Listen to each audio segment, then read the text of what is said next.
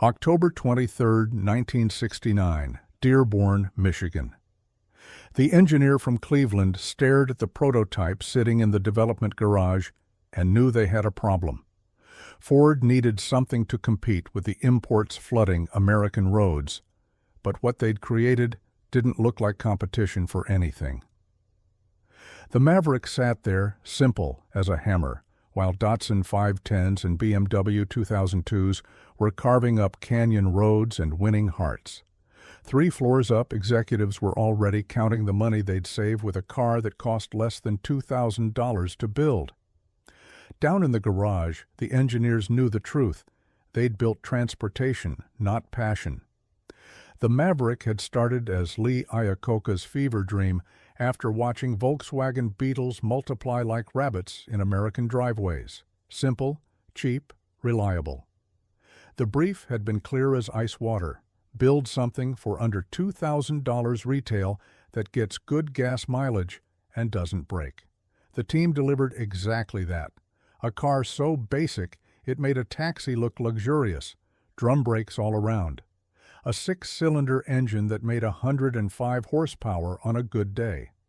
Suspension borrowed from the Falcon, which was already ancient. Interior that felt like sitting in a high school cafeteria. But something strange happened when they showed it to focus groups. Young buyers, the ones everyone wanted, kept asking the same question. Could they make it faster? Could they make it look meaner? The marketing department from New York dismissed it at first. These kids couldn't afford anything more. They were lucky to get a new car at all. Then the sales numbers from the first 3 months came in. They'd sold 127,000 Mavericks. The kids were buying them, but they were also complaining. The car was boring. It looked like something their math teacher would drive. In California, dealers reported kids were already modifying them, dropping in 302 V8s from wrecked Mustangs, adding hood scoops made from fiberglass in their garages. The designer from Detroit, Larry Shinoda, who'd penned the Corvette Stingray, walked through a Ford dealership in early 1970 and overheard 2 kids talking. They liked the Maverick's size, they liked the price, but one of them said it perfectly. It looks like it apologizes for existing. Shinoda went back to his office and started sketching. What if they gave it attitude without breaking the bank? What if they took this grocery getter and gave it some teeth? By spring of 1970, the idea had momentum. The Plymouth Duster 340 was eating their lunch in the youth market. Kids wanted performance they could afford, or at least the illusion of it. The Maverick had the bones. It was light, about 2,600 pounds. It had room for a V8. It just needed personality. The accountant from Chicago ran the numbers. They could add stripes, a hood scoop, better tires, upgraded suspension, and still keep it under $2,500. The Grabber package was born. The first Grabber rolled off the line in May 1970, painted Grabber orange, a color so bright it could cause retinal damage. The kid who bought it was 19, worked at a steel mill in Pittsburgh, saved for 8 months. He'd wanted a Mustang Mach 1 but couldn't swing the $3,500. The Grabber was $2,300 out the door. It had the 302 V8, making 210 horsepower. Not earth-shattering, but in a car that light, it moved. 0 to 60 in about 8 seconds, the quarter mile in the mid-15s. Numbers that would make a modern Corolla laugh, but in 1970, for that money, it was lightning in a bottle. Ford's racing department, always hungry for publicity, saw opportunity. The Trans Am series had a new class for smaller sedans. The Maverick could fit? Barely. They built 3 race versions, stripped them down to 2,200 pounds, blueprinted the 302s to make close to 300 horsepower. The cars showed up at Riverside Raceway looking like angry hornets among the established European wasps. Nobody expected much. The driver from Texas, George Fallmer, had raced everything from Can-Am to Formula One. He took one practice lap in the Maverick and came back grinning.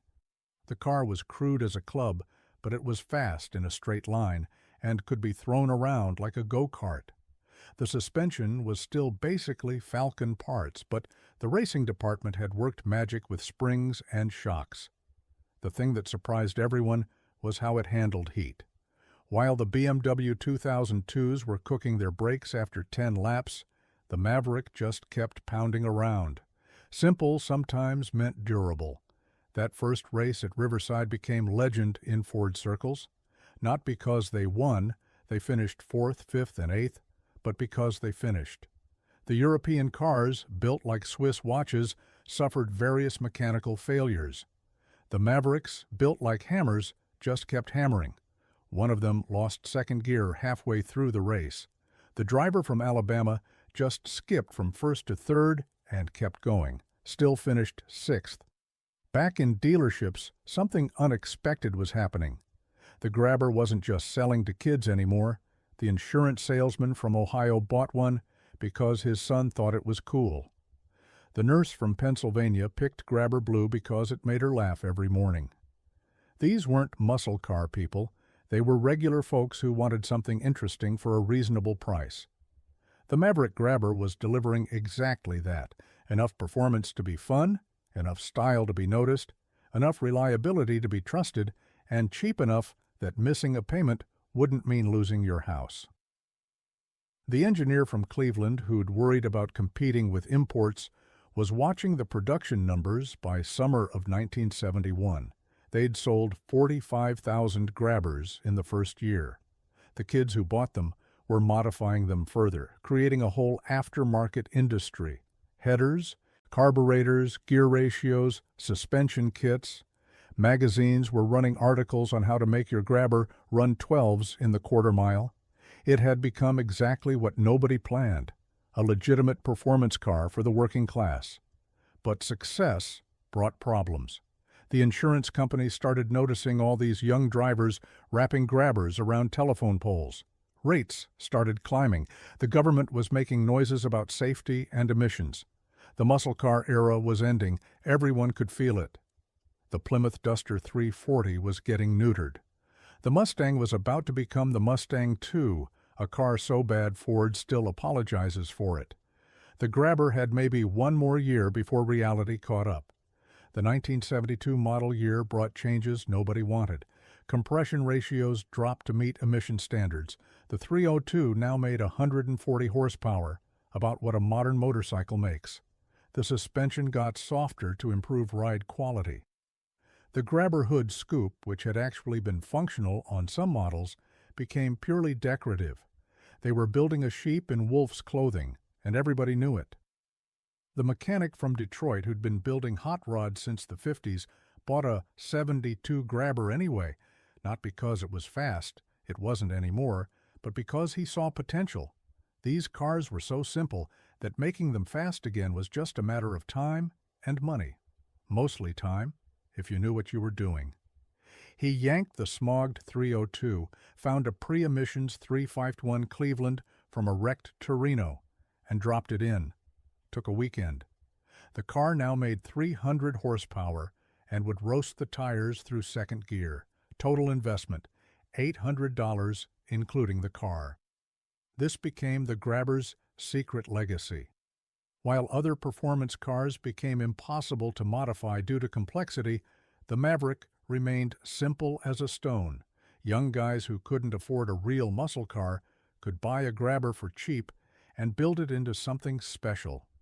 The suspension was basic, which meant it was easy to upgrade. The engine bay could swallow anything from a straight 6 to a big block 460. The body was light enough that even modest power made it quick. By 1973, the party was basically over. The oil embargo hit, and suddenly everyone wanted economy, not performance. The Grabber package was still available, but it was mostly stripes and trim. The hot engines were gone, replaced by wheezing 6 cylinders that struggled to reach highway speeds. Ford sold them anyway, because people still wanted to look fast, even if they couldn't go fast. It was sad, like watching an athlete after too many injuries still wearing their varsity jacket. The factory racing program had ended after 1971, but privateers kept running Mavericks in SCCA and IMSA events throughout the 70s. The car from New Jersey that won the IMSA RS Championship in 1976 started life as a Grabber, bought from a used car lot for $600. The team, two brothers who ran a muffler shop, built it in their spare time. They beat factory-backed Porsche 911s and BMW 3.0 CSLs. When asked how, the older brother said it perfectly. Those cars are complicated. When something breaks, you need special tools and parts from Germany. When our car breaks, we fix it with stuff from AutoZone. The Maverick ended production after 1977, replaced by the Fairmont, a car so boring it made the original Maverick look like a Ferrari. By then, most Grabbers were either beaten to death or sitting in backyards growing rust. They weren't valuable enough to preserve, weren't special enough to collect. They were just old cars that used to be something. The collector from Arizona started buying them in the early 80s when you could get a running Grabber for $300. People thought he was insane. Why collect a car that was never really good at anything? He'd explain that was exactly the point. The Grabber represented something pure, the last gasp of affordable performance before everything got complicated and expensive. It was a working man's sports car, built for people who had champagne dreams on a beer budget. Through the 80s and 90s, Grabbers lived in a weird limbo. Too new to be classics, too old to be reliable daily drivers. They showed up at drag strips with giant engines stuffed under fiberglass hoods. They rusted in fields. They got turned into race cars for classes nobody watched. A few survived in garages, owned by people who couldn't explain why they kept them. The car wasn't particularly good-looking, wasn't particularly fast, wasn't particularly anything. But it was theirs, and that meant something. The internet changed everything for forgotten cars like the Grabber. Suddenly, owners could find each other, share knowledge, locate parts. A forum started in 1998 had 12 members. By 2005, it had 1,200. People were discovering that clean Grabbers were getting hard to find. The ones that survived were either modified beyond recognition or restored by obsessives who spent 10 times the car's value making it perfect. The engineer from Cleveland who'd worried about the original Maverick was retired by 2010, living in Florida. He bought a 1971 Grabber, Grabber Green, just like one he'd tested 40 years earlier. He paid $15,000 for it, which seemed insane for a car that cost $2,300 new. But driving it brought back something he'd forgotten. The car was honest in a way modern cars weren't. You felt everything: the road, the engine, the wind. It didn't pretend to be anything but what it was: basic transportation with just enough spice to make it interesting. The comparison tests from period magazines tell the real story. A 1971 Grabber 302 against a Datsun 510 and BMW 2002. The BMW was faster, handled better, stopped better. The Datsun was more refined, better built, more efficient. The Grabber was cheaper than both and easier to fix when it broke. The magazine concluded the imports were better cars. The sales numbers said buyers didn't care. Ford sold more Grabbers in 1971 than BMW sold 2002s in 5 years. What made people choose the Grabber? It wasn't logic. The car made no sense on paper. It was a compromise wrapped in sporty stripes. But it had character, that indefinable quality that makes you smile when you turn the key. The engine made good noises, even if it didn't make good power. The shifter felt like stirring a bucket of rocks, but you knew exactly what gear you were in. The steering was heavy as a truck's, but you could feel every pebble on the road. The kid from Missouri who bought a Grabber in 1970 kept it for 47 years. He'd planned to trade it when he could afford something better. But something better never felt necessary. The car took him to college, to his wedding, to the hospital when his kids were born. It broke down occasionally, usually at the worst possible moment, but he could fix it himself with basic tools and parts from any auto store. Try that with a BMW. The racing legacy thin as it was, mattered more than anyone realized at the time. Those 3 Trans Am races in 1971 proved the Maverick could compete with purpose-built sports cars. Not win necessarily, but compete. That gave every kid with a Grabber and a wrench permission to dream. If Ford could make it race, maybe they could too. Tracks across America in the 70s were full of Mavericks running in everything from drag racing to road course events. They usually lost, but they always showed up. The designer from Detroit, Larry Shinoda, who'd pushed for the Grabber package, later said it was one of his favorite projects. Not because the car was beautiful, he knew it wasn't, but because they'd taken something ordinary and made it special without spending real money. The Grabber hood, those stripes, the ducktail spoiler, they cost Ford almost nothing but transformed the car's personality. It was design on a shoestring, and it worked. By the late 70s, insurance companies had figured out that Grabbers weren't really performance cars anymore. Rates dropped, and suddenly teenagers could afford them again. But these teenagers were different. They'd grown up watching Smokey and the Bandit and wanted Trans Ams. The Grabber was just cheap transportation that looked sportier than Mom's station wagon. These second-generation owners beat the remaining Grabbers like rented mules, which is why finding a clean one today is like finding a $100 bill in a library book. The mechanic from Detroit who'd built the 351 Cleveland Grabber kept modifying it through the 80s. By 1990, it had a fully built suspension, a Ford 9-inch rear end, and made 450 horsepower. He'd take it to stoplight drags and embarrass kids in new Mustang GTs. They couldn't understand how this ancient economy car was walking away from them. He'd tried to explain that simple plus light plus power equals fast, but they were too busy looking for the nitrous bottle to listen. The Maverick Grabber should have been forgotten completely. It was never the best at anything. It wasn't the fastest muscle car, wasn't the best handling sports car, wasn't even the best Maverick. That would be the Brazilian version with the 302, which got proper suspension and kept being built until 1979. But it survived in memory because it represented something America lost: affordable fun. Consider what $2,300 bought in 1971. Adjusted for inflation, that's about $16,000 today. Try finding a new rear-wheel drive V8 coupe for $16,000 now. You can't. The cheapest Mustang with a V8 costs twice that. The Grabber existed in a sweet spot that closed forever when insurance companies and government regulations squeezed performance cars into either expensive or non-existent categories. The collector from Arizona, who'd been buying Grabbers since the 80s, had 23 of them by 2015. His wife thought he'd lost his mind. But he'd been proven right about their value. Clean, unmodified Grabbers were selling for $25,000. Pristine examples touched $40,000. Not huge money in the collector car world, but respectable for a car nobody thought would matter. What drove prices wasn't nostalgia from rich baby boomers. They wanted Mustangs and Camaros. It was younger enthusiasts who recognized the Grabber as perhaps the last honest performance car.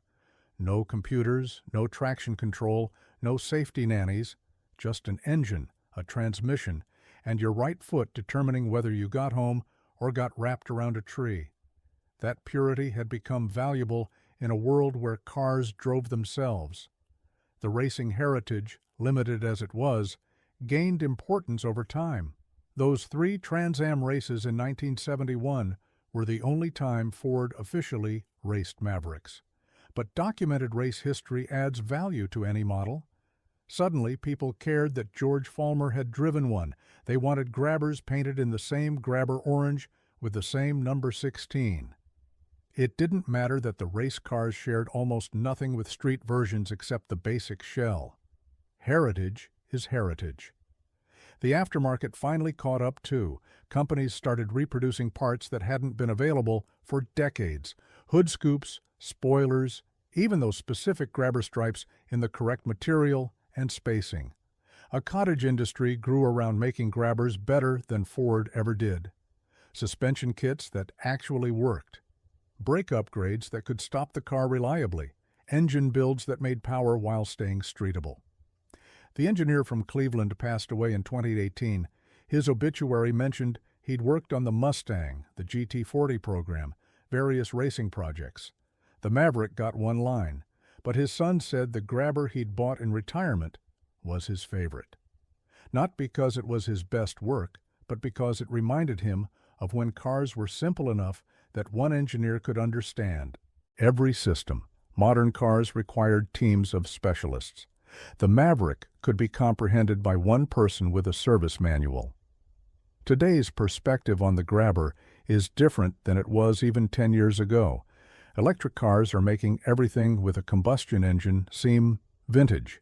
Self-driving technology makes the idea of actually driving seem quaint. In that context, the Grabber represents peak analog. It's not just that it lacks computers, it lacks power steering on base models.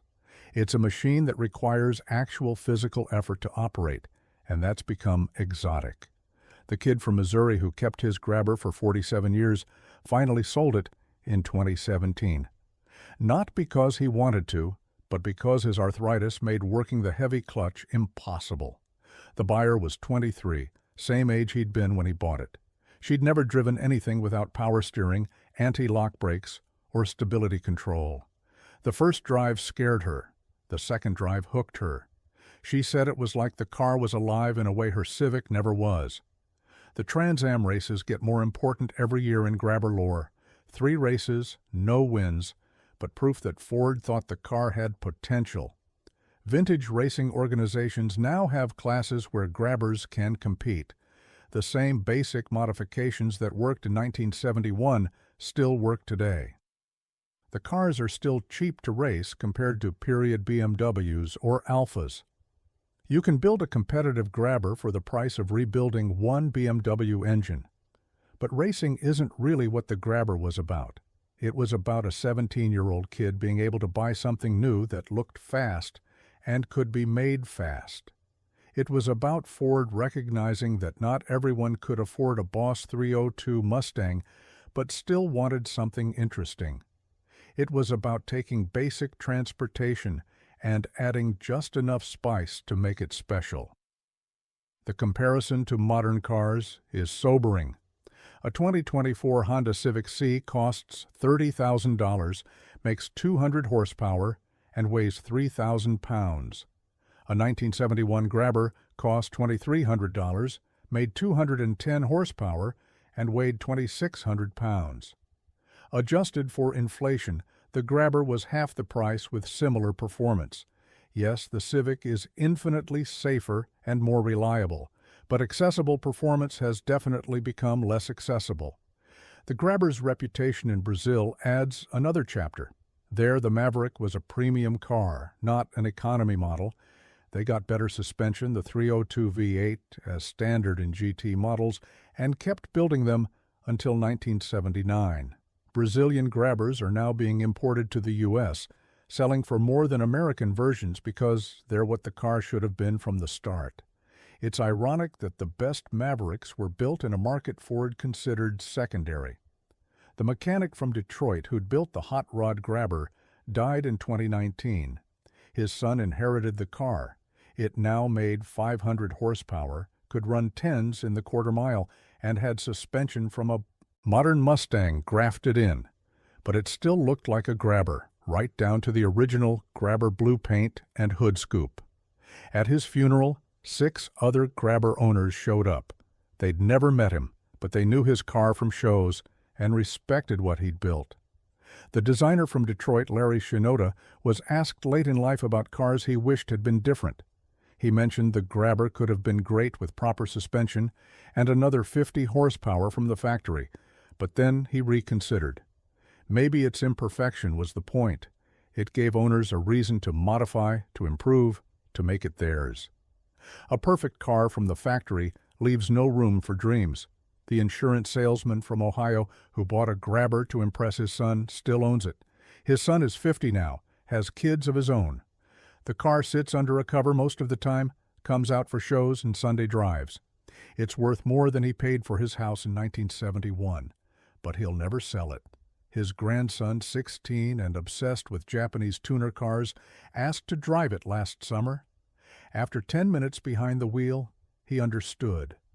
No PlayStation game could replicate the feeling of controlling something this raw. The nurse from Pennsylvania who bought the Grabber blue one because it made her laugh sold it in 1975 when she had her second kid. She bought it back in 2010, found it through an internet forum. Same car, same VIN, 40 years and 3 owners later. It had been modified, turbocharged by someone chasing drag strip times. She had it restored to stock, down to the bias ply tires. She said driving it again was like hearing a song from high school, instantly transported back to being 22 and fearless. What really makes the Grabber underrated is context. It competed against legends. The Plymouth Duster 340 was faster. The Datsun 510 handled better. The BMW 2002 did everything better. But the Grabber outsold them all in America. Not because it was superior, but because it was accessible. It gave regular people a taste of performance car ownership without the performance car price or maintenance headaches. The forum that started in 1998 now has 3,000 members worldwide. They share technical knowledge, parts sources, stories. The most popular thread is about first drives, people describing their initial experience with a Grabber. The stories are remarkably similar. Surprise at how heavy the controls are, fear at how little the brakes do, then addiction to the mechanical feedback and raw sensation. Modern cars have eliminated all the things that make Grabbers terrible. In doing so, they've eliminated what makes them memorable. The factory built approximately 45,000 Grabbers over 5 years. Nobody knows exactly because Ford didn't keep detailed records of option packages. Survivors are estimated at fewer than 5,000, with maybe 500 in excellent condition. That's a 90% attrition rate, normal for cheap cars, but tragic for something with this much character. The racing success, limited as it was, meant everything to owners. 3 Trans Am races, no wins, but Ford cared enough to try. That validated every kid who thought their Grabber was special. It wasn't just economy car with stripes, it was a race car for the street. Never mind that the race cars shared almost nothing with production versions. Marketing is about dreams, not facts. The engineer from Cleveland's son now owns 3 Grabbers. He says it's not nostalgia for his father, but appreciation for an era when engineers could take risks. The Grabber was a risk, taking Ford's cheapest car and trying to make it cool. It shouldn't have worked. The fact that it did, even partially, represents the kind of corporate gamble that doesn't happen anymore. Modern Ford has acknowledged the Grabber exactly once since production ended. In 2020, when revealing the new Maverick compact truck, they mentioned the original Maverick's sporting Grabber model in press materials. One sentence in 43 years. Meanwhile, they've built multiple retrospective Mustangs, Heritage Edition F-150s, and GT supercars. The Grabber remains the performance Ford that Ford forgot. But owners remember. Every spring there's a Grabber gathering in Ohio. Started in 2005 with 8 cars, it now draws over 100. They park together, hoods up, comparing modifications and restoration details. Ages range from 20 to 80. Some drove 1,000 miles in their Grabbers to attend. No small feat in a 50-year-old car without cruise control. They come because nobody else understands why they love these flawed, forgotten, almost muscle cars. The mechanic from Detroit's son brought his father's wild Grabber to the 2022 gathering. 500 horsepower, 10-second quarter-mile capability, but streetable. He won no trophies, it wasn't stock enough for restoration class, wasn't wild enough for modified class. But everyone wanted to see it, hear it, understand how he'd made a Maverick that fast. He explained it was 40 years of evolution, his father adding something every winter. The car was never finished because finishing it would mean stopping the dream. The collector from Arizona died in 2021 with 27 Grabbers. His estate sale became legendary in Maverick circles. Buyers came from Japan, Brazil, Germany. The cars sold for between $15,000 and $45,000 each. His widow said he'd paid less than $20,000 total for all of them over 40 years. But profit wasn't the point. He'd save them when nobody else cared, preserve them for when people would care again. The comparison to today's market is stark. In 1971, Ford sold the Grabber alongside the Boss 351 Mustang, which cost $1,500 more. That's a 65% premium for the Mustang. Today, a base Mustang EcoBoost costs $28,000.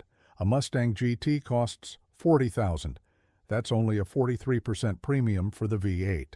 Performance has actually gotten more democratic, but entry-level performance has disappeared entirely. The Grabber represented Ford admitting that not everyone could afford a Mustang, but still deserved something fun. Today's Ford pretends the Mustang EcoBoost fills that role, but $30,000 isn't entry-level for working people. The Maverick compact truck starts at $22,000, but it's front-wheel drive with a hybrid four-cylinder. Efficient, practical, but nobody's going to add stripes and a hood scoop to make it cool. What Ford learned from the Grabber was that image sells as much as performance. Those stripes and that hood scoop cost almost nothing but transformed buyer perception. They turned an economy car into an aspiration. Modern manufacturers have forgotten this lesson, thinking technology and safety features are what buyers want. Maybe they're right for most buyers, but there's still a market for simple, honest, affordable fun. The kid from Missouri who owned his Grabber for 47 years stays in touch with the young woman who bought it. She's modified it slightly, better brakes, modern tires, electronic ignition for reliability, but she's kept the character intact. She drives it to work twice a week, weather permitting. Her co-workers think she's crazy. Her boyfriend, who drives a Tesla, doesn't understand why she loves it. She says you have to drive it to understand. It's not transportation, it's participation. The Trans Am racing program could have continued. Ford had plans for 1972, improved aerodynamics, better suspension geometry, more power. But the oil crisis and insurance crisis and safety regulations killed it all. Those 3 races in 1971 remain the Grabber's only official competition history. But they were enough. Enough to prove the concept, enough to give owners pride, enough to create legend from 3 fourth-place finishes. Young enthusiasts discovering Grabbers today see them differently than older collectors. They don't remember when these were just cheap used cars. To them, the Grabber is vintage, exotic, special. They modify them with modern technology, fuel injection, coil-over suspension, disc brakes all around. But they keep the look authentic because the look is what makes it a Grabber. Those stripes, that hood scoop, that ducktail spoiler, they're sacred even if everything underneath is modernized. The nurse from Pennsylvania who bought her Grabber back takes it to cars and coffee events. Parked between Ferraris and Lamborghinis, it looks hilariously outclassed. But it draws crowds. People remember their uncle had one, or their high school girlfriend's brother, or the kid down the street who got arrested street racing one. Everyone has a Maverick story because everyone knew someone who had one. That's the difference between rare and special. The Grabber was never rare, but it's becoming special. The Brazilian imports are changing the market.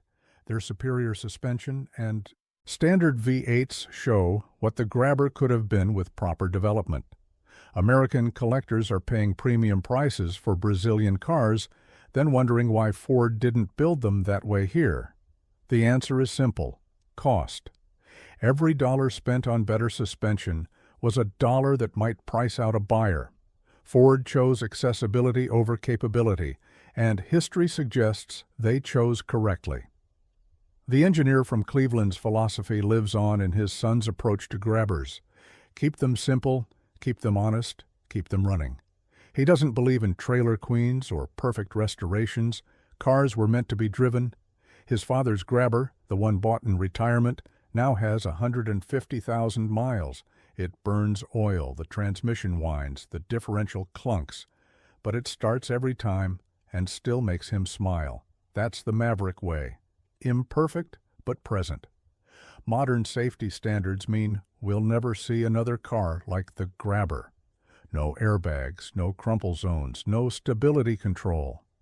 The dashboard is steel-painted to look like plastic. The steering column is a solid shaft aimed at your chest. In a frontal collision, the engine becomes your passenger. It's terrifying by modern standards. But that danger was part of the appeal. You paid attention because you had to. The car wouldn't save you from your mistakes. The aftermarket support now rivals what's available for early Mustangs. You can build a Grabber from a catalog, everything from floor pans to hood scoops, available reproduction. This wasn't true even 10 years ago. The market has finally recognized that people want to save these cars. Not because they're valuable, but because they represent something lost. The democratic muscle car, performance for people who work for a living. The racing legacy grows more important each year. Historic racing organizations now have dedicated Maverick classes. The same basic modifications that worked in 1971 still work. Lower it, stiffen it, add power, remove weight. A properly prepared Grabber can embarrass much more exotic machinery on track. They're still cheap to race compared to period alternatives. You can run a whole season for what it costs to rebuild one Porsche engine. But the track was never really the point. The Grabber was about Tuesday night at the Dairy Queen, hood up, arguing about gear ratios and carburetor jets. It was about having something that looked fast, even if it wasn't. It was about being 17 and believing that, with the right modifications, your Grabber could take that rich kid's Challenger. Sometimes it could. Usually it couldn't. But the possibility mattered more than the reality. The designer from Detroit, Larry Shinoda, understood this perfectly. The Grabber's styling elements cost Ford almost nothing, but gave buyers everything they wanted emotionally. That hood scoop suggested power, even when it fed nothing but hopes. Those stripes implied speed, even standing still. The ducktail spoiler did nothing for aerodynamics, but everything for attitude.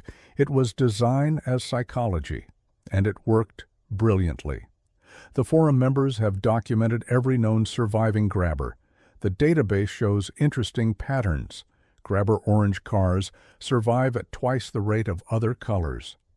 4-speed cars are 3 times as likely to still exist as automatics. Cars sold in California and Arizona survive at 5 times the rate of Rust Belt cars. The rarest is a 1971 Grabber Green 4-speed with factory air conditioning, only 2 known to exist. The most common is a 1972 Grabber Blue automatic 6-cylinder, hundreds still running. The value proposition today is complicated. You can buy a decent driver-quality Grabber for $15,000, but making it reliable for modern use costs another $5,000 minimum. Making it actually quick costs another $10,000. So $30,000 all in for a car that a modern Civic Si would embarrass in every measurable way. But measurement misses the point. The Grabber offers something you can't buy new at any price: mechanical honesty, direct connection, and the knowledge that you're preserving something that shouldn't have mattered but did. The kid from Missouri who sold his Grabber still regrets it. He bought a new Mustang EcoBoost with the money, figuring modern performance would ease the loss. The Mustang is faster, safer, more comfortable, better in every objective way. But it feels appliance-like compared to the Grabber. He describes it perfectly. The Mustang is transportation. The Grabber was participation. He's now looking for another Grabber, willing to pay 3 times what he sold his for. The Trans Am effort deserves more recognition than it gets. Ford took a $2,000 economy car and made it competitive with purpose-built European sports cars. They didn't win, but they proved the concept. Speed doesn't require complexity. A simple car built light with adequate power and good preparation can compete with anything. This philosophy drives every kid with a grabber and a dream even today. The collector from Arizona's estate included documentation for every car, purchase receipts, restoration records, original window stickers when available. The papers tell stories of American life. Bought new by a soldier before Vietnam deployment, graduation gift for first college graduate in the family, divorce settlement car, first new car after immigration. The Grabber was there for real life, not just car shows. That's what makes it special. It was attainable when dreams needed to be. The Brazilian connection grows stronger each year. American collectors are traveling to São Paulo to find Mavericks. The exchange rate makes them expensive, and import costs add thousands more. But Brazilian Grabbers had galvanized bodies for rust protection, properly tuned 4-barrel carburetors, and suspension that actually worked.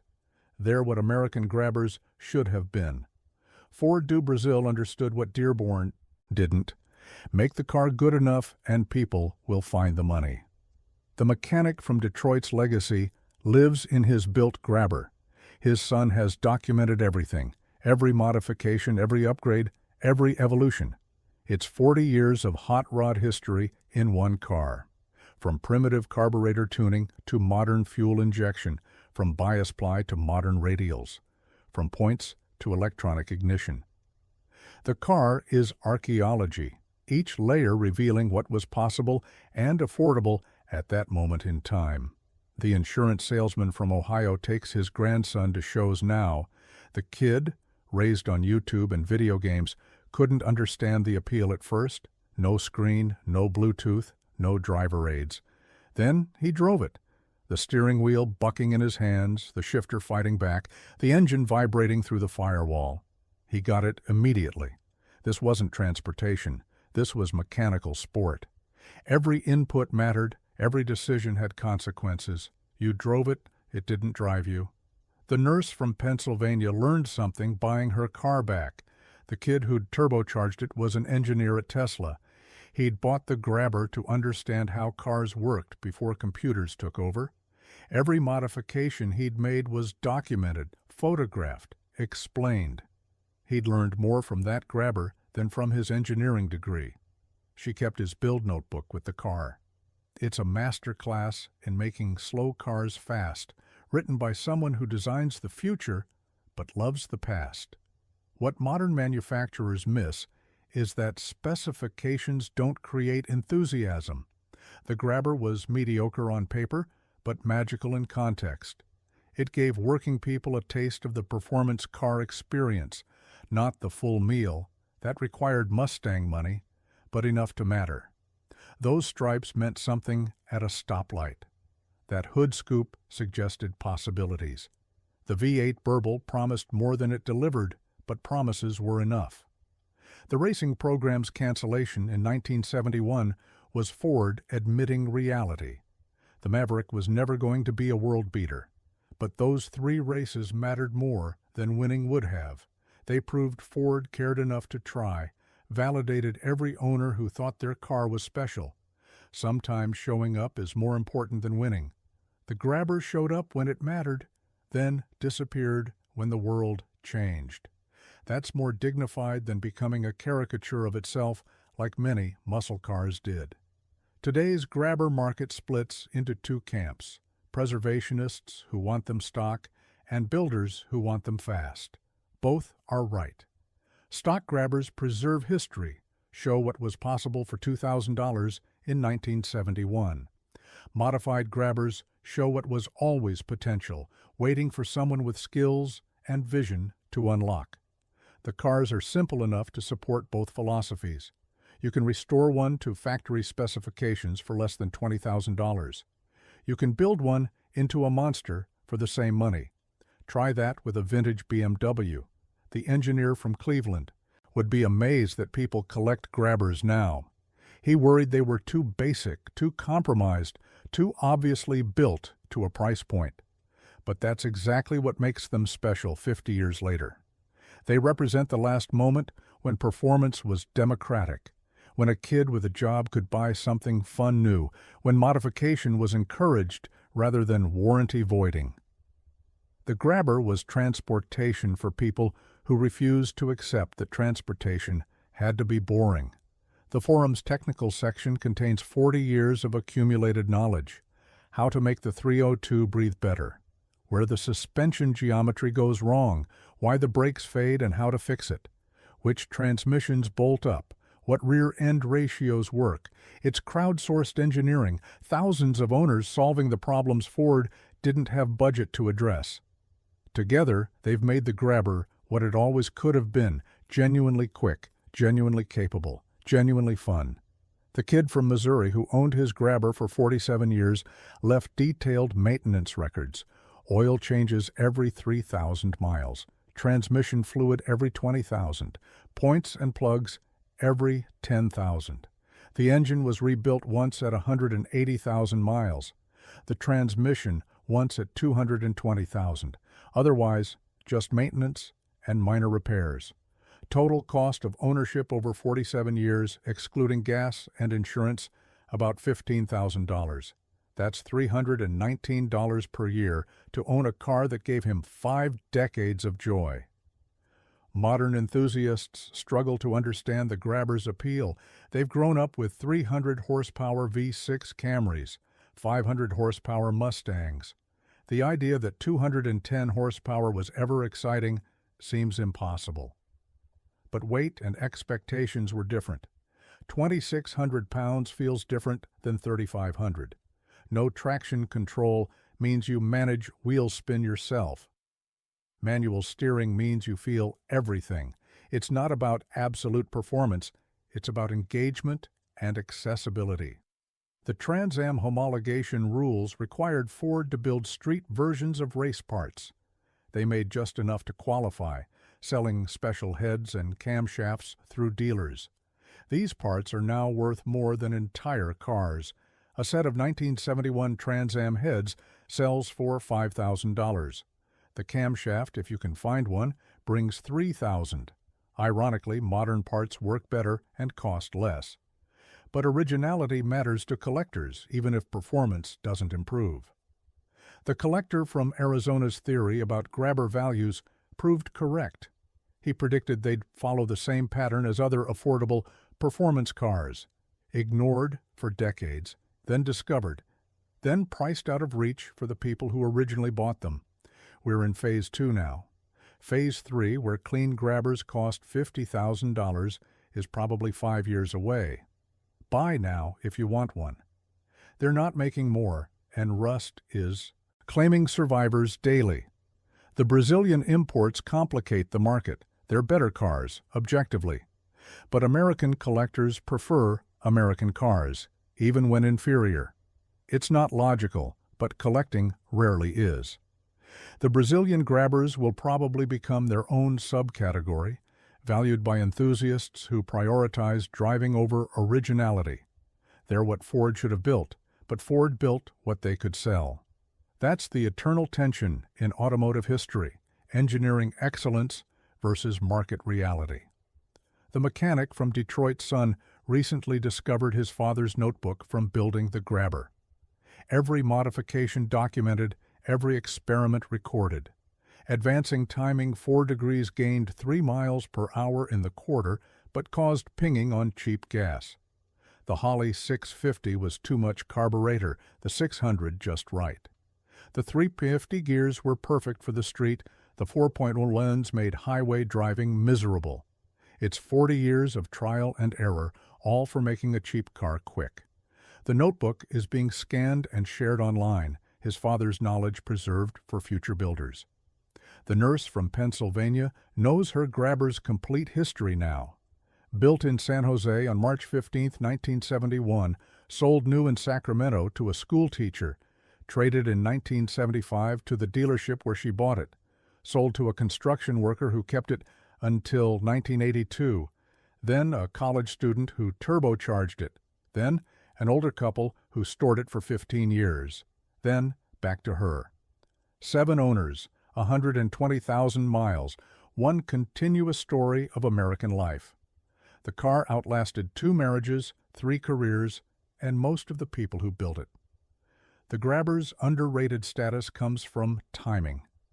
It arrived as the muscle car era ended, lived through the malaise era, and disappeared just before the collector car boom. It was always out of step, never quite fitting the moment. Too late to be a real muscle car, too early to be appreciated as survivor.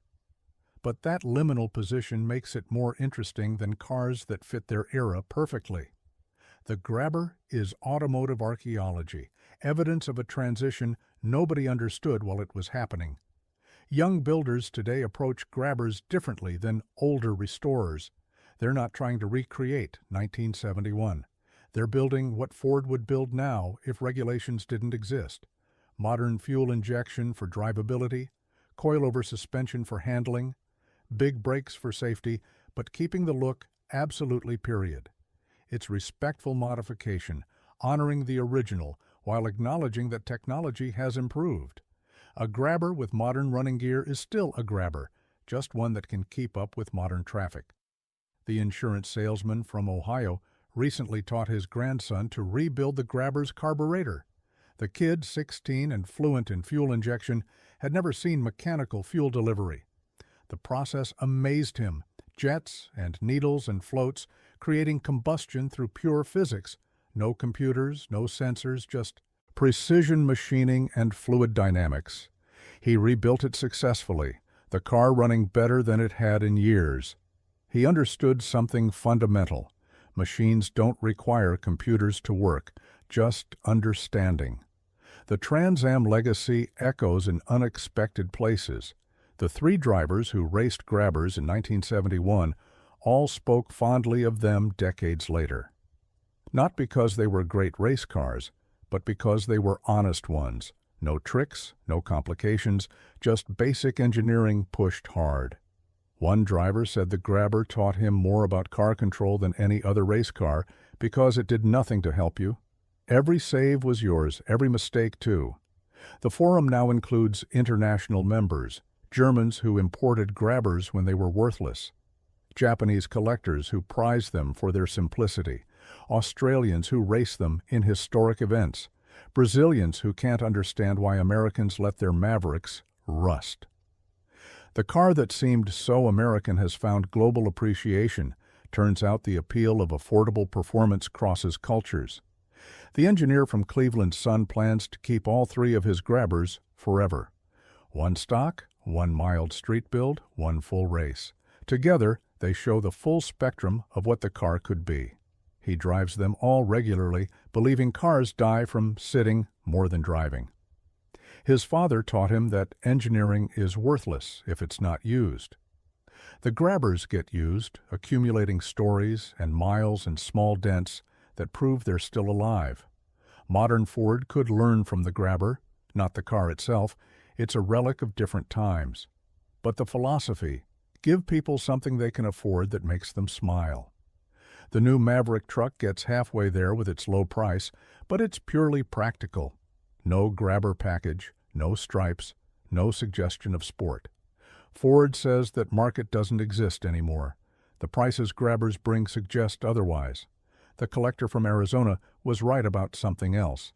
He said Grabbers would become important not for what they were, but for what they represented.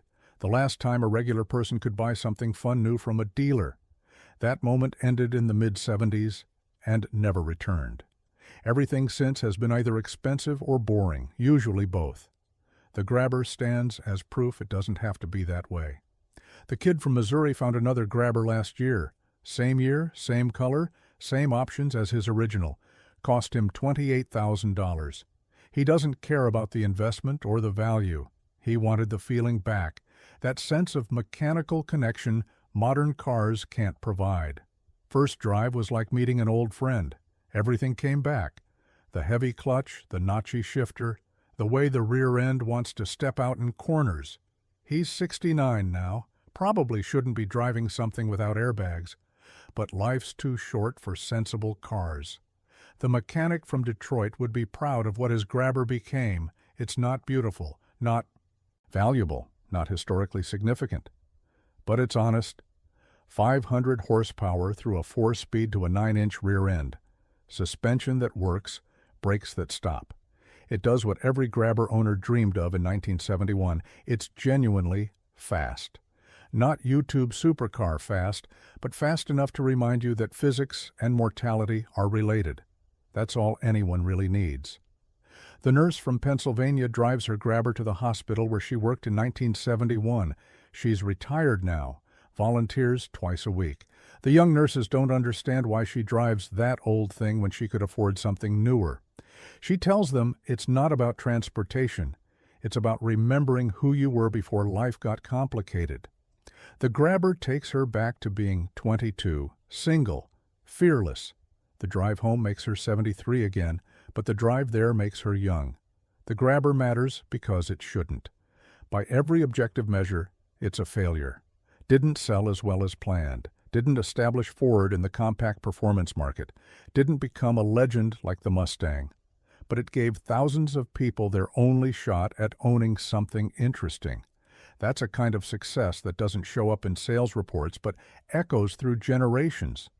The final Grabbers rolled off the line in 1975, painted in colors that looked like surrender: beige, light blue, brown. The stripes were barely visible, the hood scoops obviously fake, the engines choked to comply with regulations nobody understood yet. Ford sold them anyway because the name still meant something. Buyers knew they weren't getting performance anymore, just the memory of it. Sometimes that's enough. The engineer from Cleveland never knew his economy car project would matter 50 years later. He died thinking the Maverick was a footnote, successful but forgettable. His son knows better. Every Grabber gathering, every forum post, every kid discovering these cars proves they mattered. Not because they were great, but because they were possible. In an era when possible is becoming extinct, that's worth preserving. The Trans Am program ended with a whimper. Ford withdrew from racing, focused on meeting regulations instead of winning races. The 3 Grabber race cars disappeared into private collections, occasionally surfacing at vintage races. One sold at auction in 2019 for $180,000. The buyer daily drives a Civic, but wanted to own something that tried when trying mattered. He's never driven it over 60 miles per hour. Doesn't matter. Heroes don't have to be fast, just brave. The forum members calculated something interesting last year. If you bought a Grabber new in 1971 and kept it, your total cost per mile driven is now less than taking the bus. That assumes 100,000 miles, which many have exceeded. It's probably the cheapest long-term transportation ever sold in America, not counting the Model T. That wasn't the plan. Ford expected these cars to last maybe 7 years, but simple lasts when complicated fails. The collector from Arizona's widow still has his favorite Grabber. She doesn't drive it, but starts it monthly like he taught her. She says it reminds her of him. Not pretty, not perfect, but reliable when it mattered. She gets offers monthly from buyers worldwide. She tells them all the same thing. It's not for sale because some things aren't about money. The Grabber taught her that, or maybe her husband did through the Grabber. Either way, it stays. Today, finding an unmodified Grabber is like finding an unread book. They've all been through something: drag strips, road courses, daily commutes, decades of storage. Each modification tells a story about what someone needed it to be. The cars are palimpsests, each owner writing over the last but never quite erasing what came before. That's more interesting than factory perfection. These cars lived, and living leaves marks. The Brazilian Grabbers keep teaching lessons about what could have been. Their superior suspension wasn't expensive, just different geometry and better shocks. The 4-barrel carburetor cost maybe $20 more than the 2-barrel. The improvements that would have made American Grabbers great were minimal cost decisions that accountants overruled. It's a reminder that good enough often isn't, and saving pennies can cost reputation. The mechanic from Detroit's Notebook has become legendary in Grabber circles. His 40 years of experiments saved others thousands in mistakes. His recipe for a streetable 450 horsepower 3i51 Cleveland is now gospel. His suspension modifications using Mustang II parts predated the aftermarket by decades. He was solving problems in his garage that companies now sell solutions for. His son jokes that his father should have patented something, could have retired rich. But sharing knowledge was more important than profiting from it. The insurance salesman from Ohio's grandson wants a Grabber for his 17th birthday. Not his grandfather's, that's sacred, but his own to build. They're looking together, teaching the kid what to check: rust in the shock towers, cracks in the frame rails, numbers matching on the engine. The kid wants to turbocharge it like the Tesla engineer did. His grandfather doesn't understand turbos, but understands dreams. They'll figure it out together, like his grandfather and the original owner did 50 years ago. The nurse from Pennsylvania wrote a memoir about her nursing career. The Grabber appears in 3 chapters. She realized while writing that the car bookended her professional life: bought when she started, sold when she had kids, bought back when she retired. It was the only constant through 5 decades of change. She jokes that the car outlasted 2 husbands and might outlast her. But she's made arrangements. It goes to the hospital's automotive program.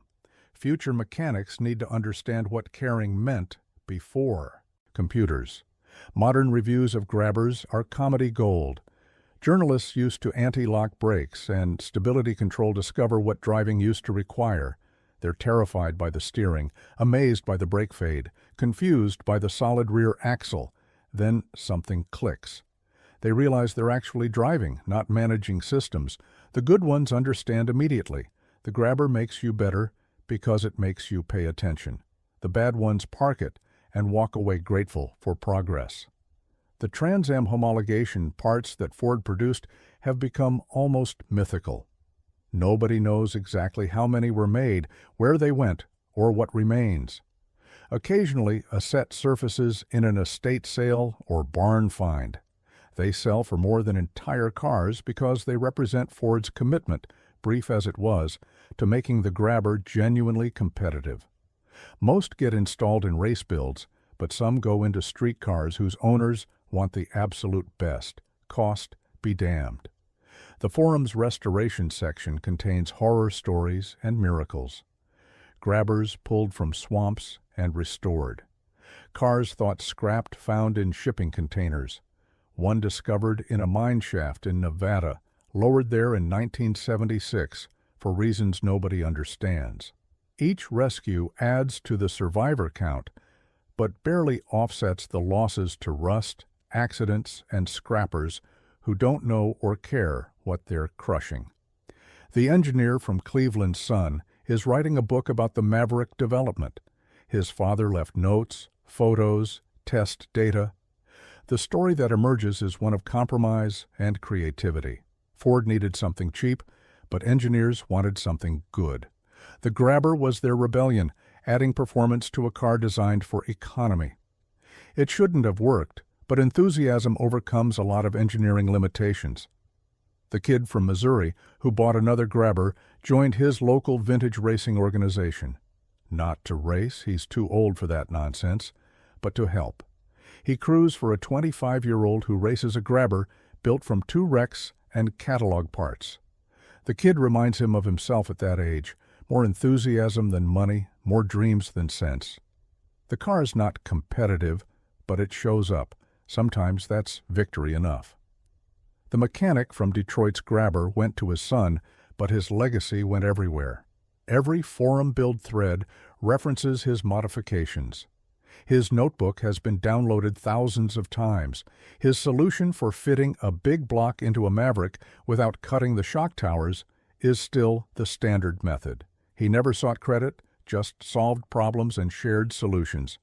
That's the Grabber community. Everyone contributes what they can. The nurse from Pennsylvania took her Grabber to a Tesla supercharger station once. The contrast was absurd, a 40-year-old economy car among the future. But the Tesla owners were fascinated. They understood technology, but had never seen mechanical simplicity. She popped the hood and explained points, condensers, carburetors. One software engineer said it was beautiful, like seeing a mechanical watch after years of digital. She reminded them that complexity isn't always progress. The Grabber's final lesson might be its most important. Ford built it to compete with sophisticated imports and failed. It wasn't faster than the Datsun 510, didn't handle like the BMW 2002, couldn't match their build quality.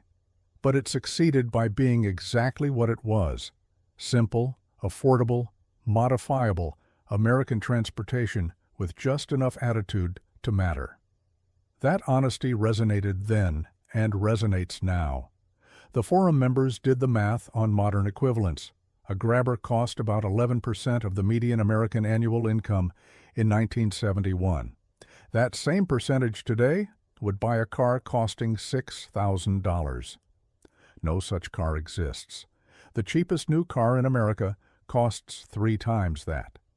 Performance has become a luxury again, which makes the Grabber's moment seem more special and more impossible to repeat.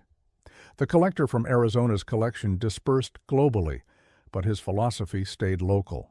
The buyers weren't investors seeking profit, but enthusiasts seeking connection. Each car went to someone who would drive it, modify it, or preserve it, but definitely not forget it. His widow says he would approve. Cars are meant to be used, and Grabbers especially were meant to be driven. They're too simple to appreciate standing still. The Brazilian connection strengthens yearly. American Grabber owners travel to Brazil to see how Ford do. Brazil solved the problems Dearborn ignored. They come back with parts, ideas, and humility. The inferior market built superior cars. It's a reminder that automotive excellence isn't about nationality, but about caring enough to do it right. Brazilian Grabber owners, meanwhile, can't understand why Americans let their cars deteriorate. Different markets, different values, same basic car. The engineer from Cleveland would recognize his Grabber today despite 50 years of change. The basic design was so simple that modifications don't hide it. You can add turbochargers, fuel injection, modern suspension, but it's still obviously a Maverick. That's either brilliant design or accidental excellence. His son thinks it's both, a car so basic that it became a blank canvas for generations of dreams. The insurance salesman from Ohio taught his grandson something important last week. They were adjusting the carburetor, and the kid asked, why not just install fuel injection? His grandfather explained that understanding the problem is more valuable than buying the solution. The carburetor teaches how fuel and air become power. Fuel injection hides that magic in electronics. Both work, but only one teaches. The Grabber's value isn't just transportation, it's education. The nurse from Pennsylvania made a discovery recently. The original owner, the school teacher from Sacramento, is still alive. 93, living in assisted care. She visited, brought photos of the restored car. The teacher cried. She'd bought it with her first full year's salary, kept it 4 years until marriage and motherhood required something practical. She thought it had been scrapped decades ago. Seeing it restored, still Grabber blue, still wearing its stripes, was like recovering a piece of her youth. They went for a ride. The teacher remembered everything: the heavy clutch, the notchy shifter, the way it pulled in second gear. Some things you never forget. The Trans Am program's brief existence keeps gaining importance. Not for what it achieved, 3 fourth-place finishes aren't historic, but for what it represented: Ford taking a $2,000 economy car seriously enough to race it. That validation mattered to every kid with $2,300 and racing dreams. It still matters to everyone building a Grabber for competition. If Ford thought it was worth racing, it's worth racing. The forum now spans generations. Original owners in their 70s share space with kids in their 20s discovering these cars. The knowledge transfer is beautiful. Old guys explaining points, ignition to kids who've only known computers, young guys teaching old guys about turbocharging and engine management. Everyone contributes something because everyone needs something. The Grabber creates unlikely community. The mechanic from Detroit's Sun found something else in his father's collection. Every Grabber advertisement from 1970 to 1975. The evolution tells the story. Early ads showed racing imagery, mentioned Trans Am, used words like performance and competition. Later ads showed families, mentioned fuel economy, used words like practical and economical. You can see the muscle car era dying in real time through Maverick advertising. By 1975, they weren't even pretending anymore. Modern Ford has never officially acknowledged the Grabber's influence, but it's there. The Focus ST and Fiesta ST were basically the same idea. Take an economy platform, add power and suspension, keep it affordable. They failed for the same reason the Grabber succeeded. They were still too expensive for their target market. $28,000 for a Focus is not the same as $2,300 for a Grabber, even adjusted for inflation. Ford forgot that affordable means actually affordable, not just less expensive than something else. The collector from Arizona left one more thing: detailed notes on every Grabber he didn't buy and why. Too modified, too rusty, too expensive, wrong color, bad history. It's a guide to what makes a Grabber valuable beyond money. He valued originality over performance, preservation over modification, stories over specifications. His notes are now used by buyers worldwide to evaluate cars. Even in death, he's protecting Grabbers from bad decisions. The kid from Missouri who found another Grabber discovered something unexpected. The previous owner had kept every receipt since 1971. Gas, oil changes, tires, repairs, everything. 50 years of automotive life documented in fading receipts. The total, including purchase price, was $41,000. Sounds like a lot until you realize that's $820 per year for reliable transportation. Modern car payments are more than that monthly. The Grabber wasn't just affordable to buy, it was affordable to own. The Brazilian imports are teaching Americans something else. Ford knew how to build better Grabbers, but chose not to. The improvements weren't technology limited or cost prohibited. They were decisions, and Ford decided Americans would accept less. They were right. Americans bought them anyway. But being right about market acceptance doesn't mean you made the right car. The Grabber could have been genuinely good instead of surprisingly adequate. The nurse from Pennsylvania thinks about the 7 people who owned her Grabber: a teacher, a construction worker, a college student, an elderly couple, herself, twice. 7 different lives, 7 different needs, one car serving them all. That's the Grabber's genius. It was whatever you needed it to be. Basic transportation, sport compact, drag racer, show car, time machine. Few cars are that flexible. Most are too specialized or too generic. The Grabber hit the sweet spot between interesting and useful. The Trans Am homologation story gets better with research. Ford only needed to build 500 street versions of race parts to qualify. They built exactly that, not one more.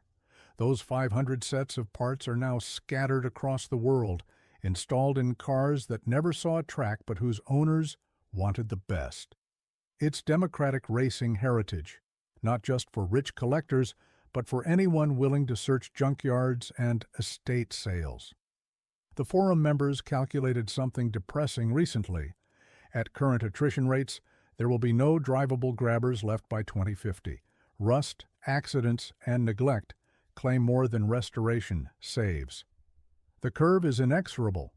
This adds urgency to preservation efforts, but also acceptance that nothing lasts forever. The Grabber's time is ending, slowly but certainly. Those who have them now are likely the last generation who will.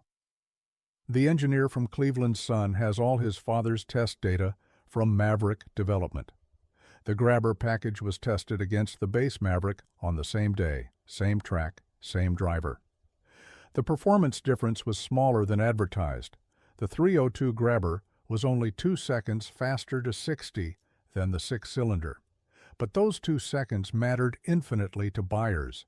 It's the difference between adequate and acceptable, between transportation and aspiration. The kid from Missouri thinks about his original Grabber daily. It's been 5 years since he sold it, and the new owner hasn't contacted him. He doesn't know if it's still running, still Grabber orange, still anything. He could track it down through the VIN, but doesn't. Some stories are better without endings. In his mind, it's still perfect, still running, still making someone 23 feel like they own something special. The mechanic from Detroit's philosophy about modification has become gospel in the community. Make it better, not different. His Grabber had modern performance but looked stock from 20 feet. That's the respectful way to modify. Improve the function without destroying the form. Too many Grabbers got chopped, channeled, and customized into something unrecognizable. His son continues the philosophy, teaching others that preservation and performance aren't mutually exclusive. The insurance salesman from Ohio watched his grandson price Grabbers online. The kid found one for $8,000, rough but running. His grandfather remembered when $8,000 would buy 40 Grabbers. The exponential appreciation doesn't make him happy. It means kids like his grandson are getting priced out of the same experience he had. The Grabber is becoming what it was never meant to be, exclusive. The nurse from Pennsylvania took the school teacher from Sacramento for one more ride before she passed. 93 years old, oxygen tank in the back, but smiling like she was 23 again. She said the car smelled the same, vinyl and gasoline and youth. She died 2 weeks later. Her obituary mentioned she'd been a teacher, mother, grandmother. It didn't mention she'd owned a Grabber, but that's what she talked about on her last ride. Some things matter more than others when time's running out. The Grabber's legacy isn't about speed or handling or any measurable performance metric. It's about giving ordinary people something extraordinary they could afford. For 5 years, Ford did exactly that. Then regulations and insurance and corporate priorities ended it.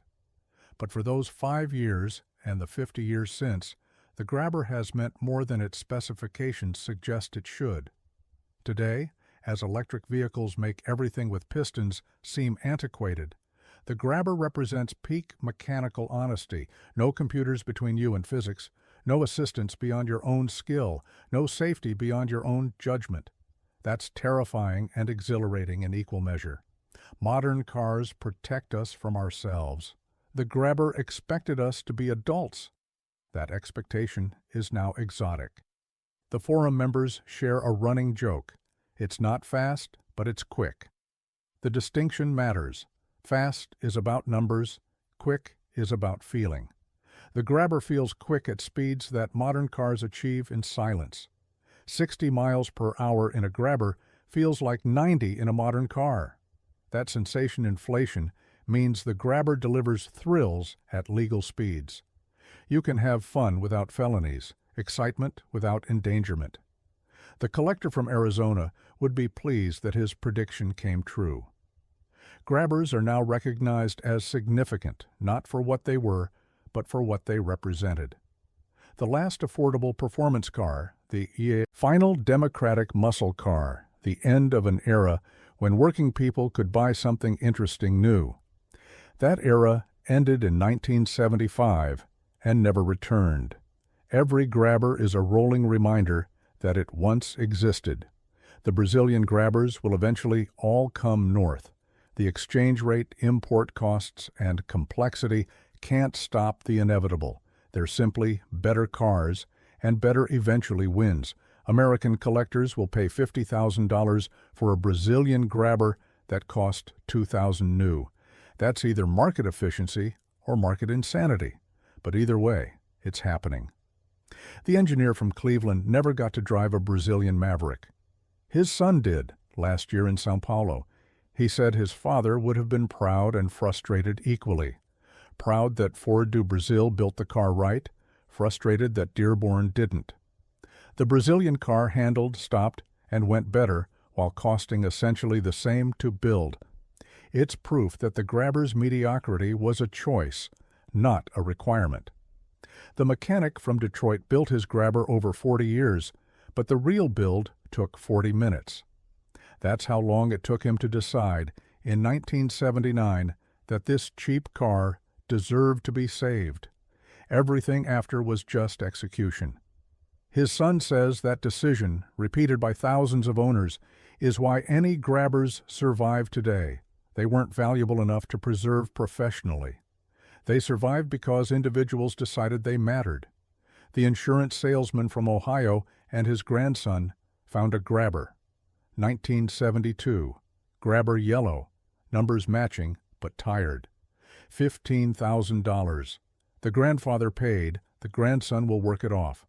But really, the education is worth more than the money. They'll rebuild it together, teaching and learning across 50 years of technological change.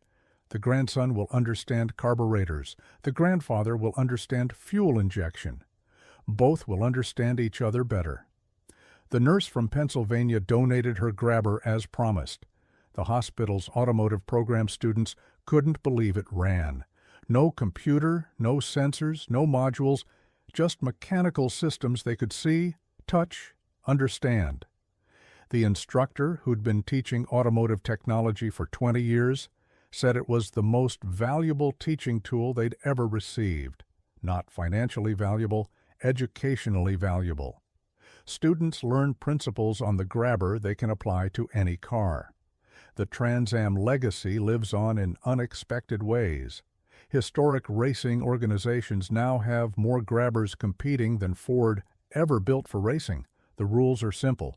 Look period correct, meet safety requirements, go race. The cars aren't winning against real race cars, but they're racing, and that matters. Every weekend, somewhere in America, a Grabber is turning laps, 50 years after Ford gave up. The Forum will outlive the cars. When the last Grabber stops running, the accumulated knowledge will remain. Every build thread, every technical discussion, every story, preserved digitally forever.